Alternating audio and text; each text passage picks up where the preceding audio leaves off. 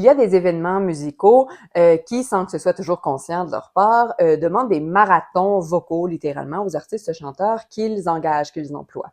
C'est arrivé à deux personnes qui me consultent dernièrement et je trouvais intéressant, important d'offrir quelques pistes de préparation par ici.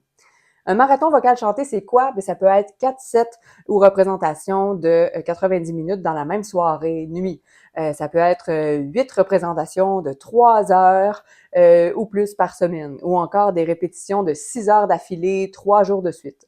Ça peut paraître intense, mais ce sont toutes des situations qui se produisent réellement.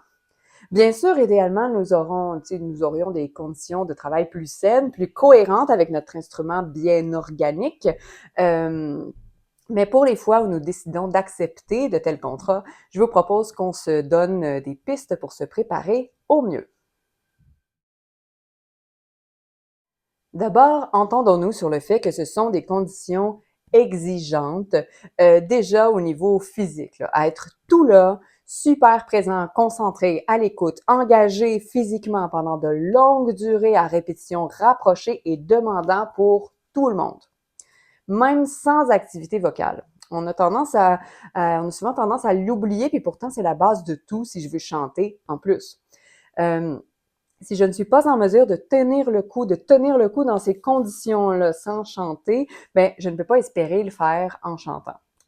Ça va de soi. Ce qui veut dire qu'avant même de penser à mon chant, à la maîtrise de mon répertoire, à mon endurance vocale, je veux organiser ma vie pour pouvoir être et me sentir en forme pour l'événement en question. Parce que j'aurais beau le maîtriser à fond, si je me sens fatiguée, préoccupée, distraite, embourbée physiquement ou les muscles endoloris, je ne pourrai pas rendre justice à cette maîtrise-là. Ou en tout cas, ça me prendra beaucoup plus de ressources pour y arriver, des ressources dont je ne dispose déjà pas beaucoup.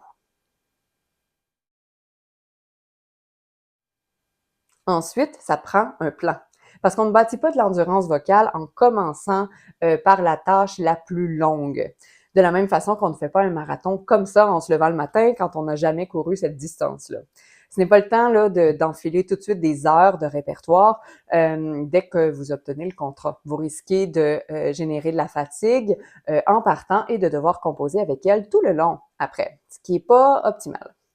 Euh, il sera plus efficace et moins demandant de travailler d'abord les cellules, les passages là, qui comportent des défis dans l'ensemble du répertoire pour s'assurer qu'on ne laisse rien derrière, spécialement ceux de la fin.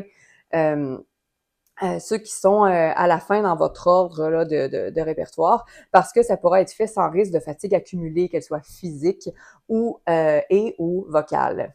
Parce que souvent, celles placées à la fin, si on les fait toujours à la fin, on les fait toujours dans un contexte où on est un peu plus fatigué, peut-être un peu moins concentré, avec moins d'attention sur nos sensations, ce qui crée des repères finalement beaucoup moins précis. Donc, on est moins solide au final. Ensuite, on va replacer ces passages-là dans le contexte des pièces chantées concernées.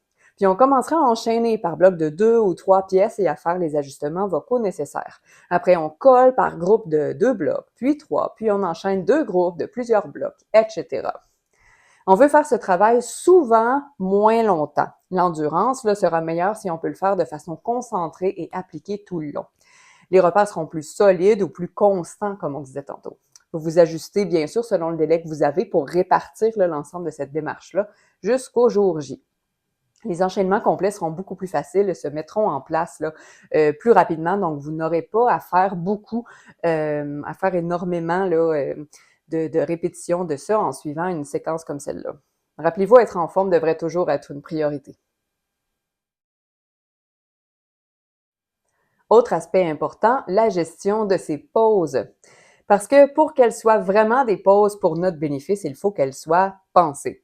Une pause qui donne quelque chose, qui aide vraiment, en est une qui contribue à donner du repos à notre activité physique et vocale, à renouveler notre degré de concentration, d'attention, de présence à soi-même, de conscience corporelle, à donner du répit à notre système sensoriel, à diminuer l'intensité des stimuli.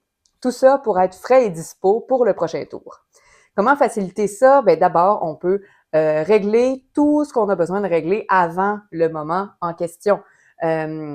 avec les organisateurs, les directeurs techniques, artistiques, vocales, dépendant des productions, avec les musiciens, etc. On veut minimiser, en fait, la charge mentale pendant l'événement.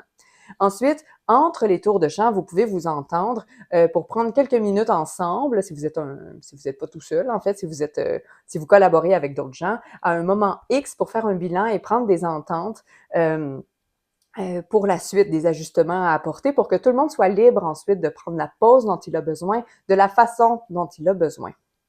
Un autre élément peut être de repérer un endroit plus calme pour votre pause. Peut-être de repérer un endroit où il y a moins ou pas d'obligation implicite d'interaction, où il y a moins de stimuli, surtout auditifs, visuels, tactiles, dans lequel vous pouvez vous nourrir et vous hydrater selon vos besoins. C'est aussi quelque chose qui se prévoit. Ça ne veut pas dire de s'isoler complètement. Là, je veux être claire ici. Là, si je suis une personne qui se régénère au contact des autres, ben, donnez-vous cette opportunité-là. C'est vraiment important. Il est juste important de pouvoir réellement choisir, de ne pas se retrouver dans une situation où nous sommes assaillis, envahis, ou que nous nous sentions obligés à faire quelque chose qui ne nous tente pas et d'être obligés de le gérer sur place. Donc, je décide si l'interaction me fait du bien, combien de temps j'ai un endroit où aller, quand c'est assez pour moi. C'est finalement mettre ses limites avant plutôt que, comme je disais, de composer avec ça dans le moment. Là. Surtout si je suis une personne pour qui l'affirmation de soi est pas sa plus grande force. Parce que ce qui est aussi important à garder en tête, c'est la vision long terme de l'événement ou de la suite d'événements dans nos décisions à prendre et dans ma façon de gérer mes ressources physiques, attentionnelles, affectives, vocales. Bref, protéger sa forme. Donc, sommeil, alimentation, hydratation, faire bouger son corps, être actif là, physiquement. Un plan pour le travail de répertoire. Donc, structure, progression, répartition dans le temps, souvent, moins longtemps. Et gestion des pauses, donc régler nos choses en amont. Un petit temps de bilan déterminé à l'avance et un endroit approprié, quel qu'il soit. Tout ça va grandement vous faciliter la vie pour vos marathons vocaux. Et dans le meilleur des mondes, bien sûr, la maîtrise de votre voix chantée est fiable, constante et saine en amont, donc déjà au départ. Pour la liberté vocale et tout ce qui l'entoure, ben, le gymvocal.com est là. Ce sera un plaisir de faire équipe avec vous. Et sur ce, ben, à bientôt pour une nouvelle vidéo. Vous trouverez juste en dessous un réchauffement vocal gratuit et un défi 4 jours pour améliorer un passage vocal difficile, gratuit aussi. N'hésitez pas!